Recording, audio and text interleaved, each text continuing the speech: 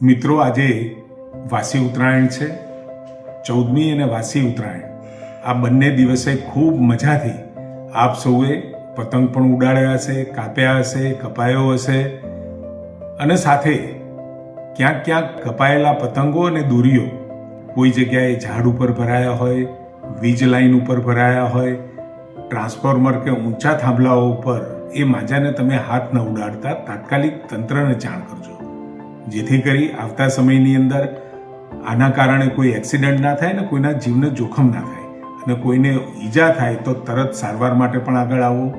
છૂટા પડેલાઓ દોરાથી પક્ષીઓ અને પશુઓને બચાવવું એ આપણી સૌની સંયુક્ત જવાબદારી છે અને માનવતાનું સાચું પ્રતિબિંબ છે. પર્યાવરણ માટે પણ આપણી એટલી જ જાગૃતિ હોવી જોઈએ.